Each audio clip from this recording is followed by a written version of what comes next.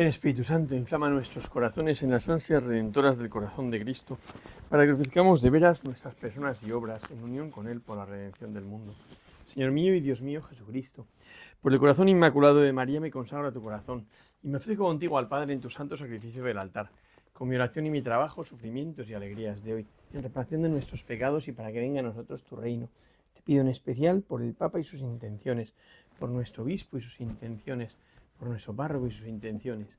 Oh Señora mía, oh Madre mía, yo me ofrezco del todo a ti, y en prueba de mi filial afecto te consagro en este día mis ojos, mis oídos, mi lengua y mi corazón, una palabra todo mi ser, ya que soy todo tuyo, oh Madre de bondad, guárdame y defiéndeme como cosa y posesión tuya.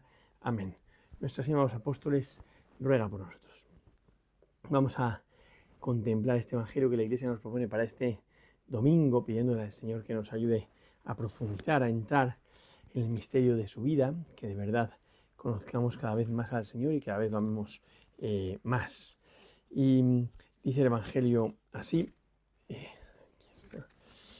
dice, se acercaron unos fariseos que para ponerle a prueba preguntaban, ¿puede el marido repudiar a su mujer? Él les respondió, ¿qué os prescribió Moisés? Ellos le dijeron, Moisés permitió escribir el acta de divorcio y repudiarla. Jesús les dijo, teniendo en cuenta la dureza de vuestro corazón, escribió para vosotros este precepto, pero desde el comienzo de la creación, él los hizo varón y hembra. Por eso dejará el hombre a su padre y a su madre, y los dos serán una sola carne. De manera que ya no son dos, sino una sola carne. Pues bien, lo que Dios unió, que no lo separe el hombre. Ya en casa de los discípulos le volvieron a preguntar sobre esto, y él les dijo, quien repudia a su mujer y se casa con otra, comete adulterio contra aquella, y si ella repudia a su marido y se casa con otro, comete adulterio. Le presentaban unos niños para que los tocara, pero los discípulos les reñían. Mas Jesús al ver esto se enfadó y les dijo, dejad que los niños vengan a mí, no se lo impidáis, porque de los que son como estos es el reino de Dios. Yo os aseguro, el que no reciba el reino de Dios como un niño no entrará en él. Y abrazaba a los niños y los bendecía, poniendo las manos sobre ellos. Me parece que es muy bonito, porque el Señor, cuando se le pregunta sobre preceptos morales, Él lo que busca es cuál es la verdad de las cosas. ¿Cuál es la verdad de las cosas? ¿No? Entonces le preguntan, ¿puede un hombre repudiar a su mujer? ¿Puede el hombre repudiar a la mujer? ¿No? Se puede, es lícito repudiar a la mujer, ¿no? Y el Señor va como yendo para atrás a ver cuál es el sentido de las cosas, ¿no? ¿Qué es lo que os mandó Moisés? Es bonito porque primero les remite a la ley y luego les remite a la creación, ¿no? ¿Qué es lo que os dijo Moisés? Dice que sí, el hombre se puede divorciar y darle el acta de repudio. Y dice una frase Jesús que me parece que es grandiosa, porque en el fondo lo que está es denunciando la razón por la cual ellos van ahora con esa misma cantinela a él, ¿no? ¿Puede el hombre repudiar a la mujer? ¿Qué os mandó Moisés? ¿No? Que sí la puede repudiar. Entonces aquí hay dos cosas. Primero, si Moisés ya te dice que sí la puede repudiar, ¿por qué me lo preguntas? Y les dice, y este precepto dio Moisés por vuestra terquedad, por la dureza de vuestro corazón. Es muy bonito porque en el fondo lo que está diciendo es, me preguntáis esto por la dureza de vuestro corazón. Me preguntáis esto por vuestra terquedad, porque queréis saliros con la vuestra. Porque en el fondo os da igual la respuesta que haya, os da igual. Vosotros queréis saliros con la vuestra. Vosotros queréis tener la conciencia tranquila haciendo lo que os da la gana. Entonces queréis repudiar a vuestra mujer y encima queréis pues tener como la conciencia de que estáis haciendo muy bien las cosas. Pero no es así. Dice, pero al principio no fue así. Al principio de la creación no fue así. Dice, al principio, se podía repudiar, dice, Jesús les dijo, teniendo en cuenta la dureza de vuestro corazón, escribió para vosotros Moisés este precepto, pero desde el comienzo de la creación, Dios los hizo varón y hembra, y por eso dejará el hombre a su padre y a su madre y se unirá a su mujer, y serán una sola carne, ¿eh? De manera que ya no son dos, sino una sola carne, ¿eh?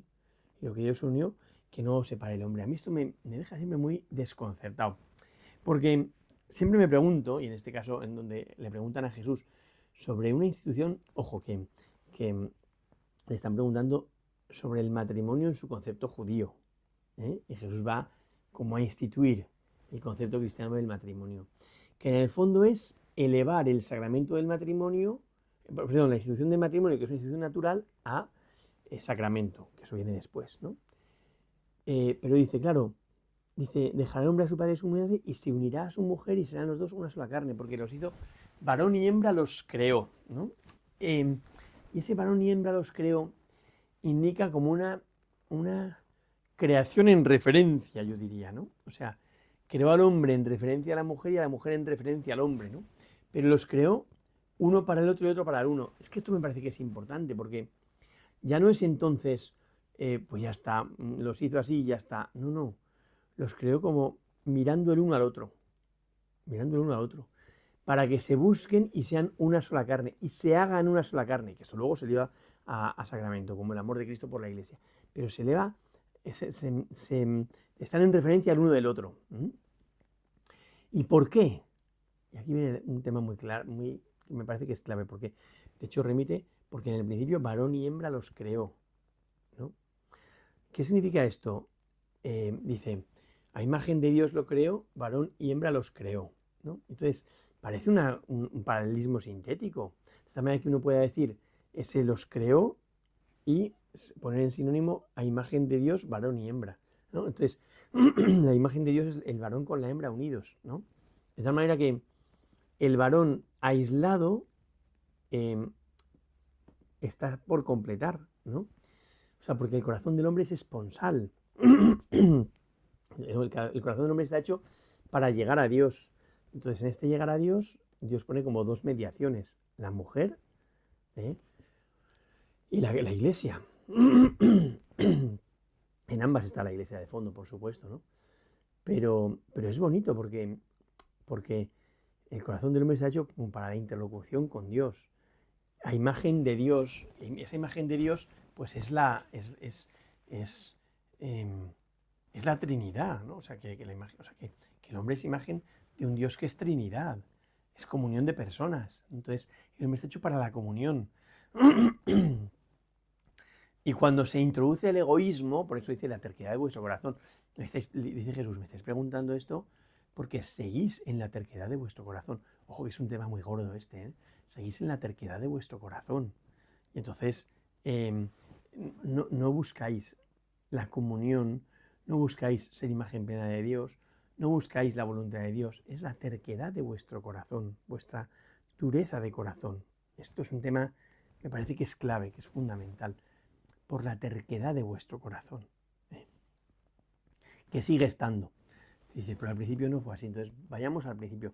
Aquí hay como dos cosas. Una, ¿cuál es la identidad del hombre en su creación? Es que el hombre está hecho para esa comunión. Una comunión que hará de él un hombre nuevo cuando se instituya el sacramento. Y entonces esto es lo que decía al principio, que a mí me hace pensar, porque el sacramento realiza lo que dice, sí o no. Porque si realiza lo que dice, hay una nueva creación, de tal manera que cuando uno dice, no, pero se pueden separar. Bueno, pues es que separar lo que es una nueva creación provoca una ruptura. Provoca una ruptura, ¿no? Por eso dice todo esto de el que se separa y se casa con otra, comete adulterio, y si ella se separa y se casa con otro, comete adulterio. O sea que al final está diciendo Jesús, oye, pero no lo plantees solamente si el hombre se puede separar de la mujer, porque a ella le pasa exactamente lo mismo, ¿no? Entonces, esto obliga tanto a él como a ella. Y entonces, cuando hay una nueva creación por medio del matrimonio, eso es inseparable, porque es una nueva creación. Yo no puedo arrancarme mi brazo. Mi brazo, si lo arranco, es un brazo arrancado. No es un brazo independiente, es un brazo arrancado, ¿eh? que formaba parte de un único cuerpo y se ha quedado a medias, se ha quedado roto, separado, ¿no? Entonces Jesús, con una claridad meridiana, habla de lo que es la institución natural del matrimonio, como imagen de Dios, de tal manera que el hombre tiende a la mujer y la mujer tiende al hombre, punto uno. O sea, que el hombre no está hecho para la soledad. Cuando estos plantean esta pregunta, el hombre puede repudiar a su mujer, en el fondo es por su egoísmo. Yo cada vez que hay problemas matrimoniales, siempre intento primero que cada uno se convierta y salga de su egoísmo. Porque la mayor parte, o sea, en el origen de la mayor parte de los problemas matrimoniales no está la inmadurez. Bueno, sí está la inmadurez, pero expresada en un egoísmo atroz, ¿no? Entonces, claro, si lo que te lleva a discutir con tu mujer o con tu marido es tu egoísmo, es decir, que no se hacen las cosas como a mí me apetece, como a mí me da la gana, como yo creo que tienen que ser, ¿no? Típica frase que es que o sea, me ponen los pelos de punta cuando uno dice, te dicen, es que tengo derecho a ser feliz. No, perdona. Tú tienes derecho a cumplir la voluntad de Dios. Y cumpliendo la voluntad de Dios serás lo más feliz que puedas en este mundo, siendo consciente de que los pasos que se dan en este mundo muchas veces son irrevocables. Son irrevocables. Entonces me estás condenando, dice la gente, me estás condenando a no ser feliz. No, te estoy condenando a que en la vida real que has abrazado y en el paso concreto que has dado, seas lo más feliz que puedas. O sea, vamos a ver, si yo cojo una motosierra y me arranco un brazo, eso no tiene marcha atrás, me ha arrancado el brazo. Entonces me estás condenando a ser infeliz, no te estoy condenando a que seas feliz con un brazo menos. Ya está, ya está. Pero a que seas consciente de que la vida es muy seria y que se dan pasos definitivos y que creo que es importante que uno tenga en cuenta esto, ¿no? Entonces, por eso Jesús, con esa seriedad tan grande, presenta la institución del matrimonio. Si encima es un sacramento, o sea, primero habla del matrimonio como una institución de orden natural, que eso es muy bonito, o sea, la fidelidad conyugal aplica igual a los cristianos que a los paganos, porque es una institución de orden natural. O sea, un pagano también tiene que ser fiel. O sea, cualquier hombre ha sido hecho para la fidelidad en el matrimonio. Ya está, ya está. El que tenga vocación matrimonial o el que esté hecho para el matrimonio, ¿no? Pero ahí hay una meta, o sea, un camino que no es para el que tiene fe, es una institución de orden natural. Y luego se eleva a sacramento y entonces ahí se añade todavía más, que es el amor de Cristo por su iglesia, de tal manera que uno no entendería que Jesús crucificado dijese, es que tengo derecho a ser feliz. ¿Cómo? O sea, no se entendería. Entonces, es derecho a entregar la vida, ¿sí? A vivir dando la vida, que es otra cosa, es otra cosa. Por eso me parece que la clave de este evangelio está en la dureza de vuestro corazón, por vuestra terquedad, por vuestra dureza de corazón, esclerocardía, de la que se habla en el evangelio, que es un modo de egoísmo. Es un modo de egoísmo. Entonces, porque sois egoístas, permitió Moisés el divorcio y el acta de repudio. ¿Para qué? Para tratar de ordenar algo, claro, porque es que el que rompe una fidelidad es muy fácil que rompa la segunda y la tercera y la cuarta, ¿no? Es verdad que aquí hay un tema muy grave, que es el tema de la inmadurez social, que hace difícil entonces el compromiso definitivo con una persona. Es verdad, todo eso es verdad. Pero la inmadurez está al principio y está en el medio y al final, ¿eh? Porque a veces uno lo que le lleva a romper es su inmadurez, ¿eh? Su inmadurez le lleva a casarse y su inmadurez le lleva a romper, ¿no? Entonces, ¿la Iglesia concede nulidades? Sí, yo concedería la nulidad, pero pondría un veto que sea más difícil de levantar que a lo que ahora se hace, ¿no? Que te ponen un veto y luego viene un psicólogo y te dice que ya puedes casarte y te casas, ¿no? O sea, ¿has madurado? Esa es la gran pregunta. ¿Has madurado de tal manera que no vayas a cometer el mismo error? ¿No? Entonces, por vuestra terquedad, esta es la clave, por la dureza de vuestro corazón. Y lo que hay que remediar entonces no es el matrimonio, también por supuesto, ¿eh? Pero lo primero que hay que remediar es la dureza de vuestro corazón, esa terquedad, es ese egoísmo que le lleva al hombre a vivir buscándose a sí mismo, haciendo lo que le da la gana, con una actitud como muy infantil, muy inmadura, ¿eh? Entonces, bueno, pues que nos ayude el Señor a salir como de ese infantilismo. Claro, qué bonito es, aunque es verdad que cuando se lee el Evangelio en su forma breve se puede quitar esta segunda parte, pero qué bonito es que la Iglesia nos proponga este Evangelio unido a dejad que los niños se acerquen a mí, no se lo impidáis, de los que son como ellos es el reino de los cielos. ¿Por qué? Porque una cosa es tener la actitud del niño, que es que con un reconocimiento de mi fragilidad y de mi pequeñez, me dejo hacer por el Señor. Ojo, tener la actitud de niño es dejarse hacer por el Señor. Es justo lo contrario de la terquedad, de la dureza del corazón. La dureza del corazón viene cuando uno tiene una actitud de inmadurez, que muchas veces ese creerme maduro, adulto, en el fondo me lleva a la terquedad, a pretender usurpar el puesto de Dios. En cambio, el niño es el que reconoce con humildad que yo no soy Dios y que estoy hecho para acoger la voluntad de otro. Claro, y en este acoger la voluntad de otro y reconocer mi fragilidad, seguramente el matrimonio estaría mucho más ordenado si tuviésemos esta actitud de niños, del que reconoce que tiene que dejarse llevar, dejarse hacer por el Señor, y que Él no es como el criterio de acción de todo, ¿no? Y el último grito, ¿no? Por eso dice, dejad que no hizo de que a mí, no se lo impidáis, de los que son como estos es el reino de Dios. El que no acoja el reino de los cielos como un niño, no entra en él. O sea, dos frases muy duras, muy duras.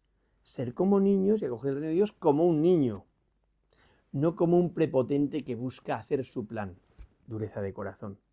Entonces, la pregunta esa de la que parten los fariseos se solucionaría si tuvieses la actitud del niño, del que se deja llevar, del que se deja hacer, del que reconoce que él no impone su apetencia, su voluntad, lo que él quiere, sino que él tiene que acatar la voluntad de otro. Claro, esto es muy distinto, porque el que acoge la voluntad de otro como un niño, pues no se plantea, ya está, esta es la voluntad de otro, tengo que acogerla y organizaré mi vida de tal manera que se adapte a esto. Y los niños en el hospital, cuando estaba yo en la unidad de oncología pediátrica, me enseñaban tanto, ¿no? Porque me hacían ver pues, que efectivamente uno tiene que afrontar la voluntad de Dios, pues sabiendo que esto es lo que hay, que me encantaría poder tener más libertad para hacer esto, hacer lo otro, lo demás allá, pero que no puedo, y entonces lo que hago es que el Señor me vaya llevando de la mano y yo,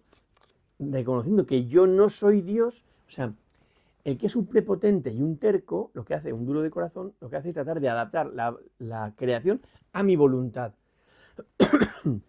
En cambio, el que tiene actitud de niño adapta su vida a la voluntad de otro, ¿no? O sea, ya no soy yo el criterio, sino que reconozco que el criterio es mi Padre, que me ha dado esta vida, incluso la propia realidad que se impone. Eso que dicen unos amigos míos, que la realidad es testaruda. Si no quiere ser ferido, pero lo que tiene que aceptar es la testarudez de la realidad. Entonces, aceptando esa testarudez de la realidad, yo adapto mi vida a ella, que no es una resignación, es una acoger la voluntad de Dios o la voluntad de otro, pues con esa humildad de corazón del que sabe que Él no es Dios. Bueno, pues ojalá que nos dé el Señor esta actitud de niños, ¿no? Este reconocimiento de que el plan de mi vida lo lleva a otro. Entonces, también en mi vocación, y sobre todo en mi vocación matrimonial, también reconozco que mi vida la lleva a otro y que yo tengo que adaptarme a esa voluntad del otro que me ha unido a esta mujer. Claro, primero tendré que tener una capacidad de discernimiento en la que vaya viendo si el Señor me ha unido a esta, o sea, el Señor quiere esta para mí o no. Si el Señor quiere esta para mí o no. No si yo la quiero para mí. Y una vez que reconozco que sí, entrego mi vida ahí. Y ya está, ¿no?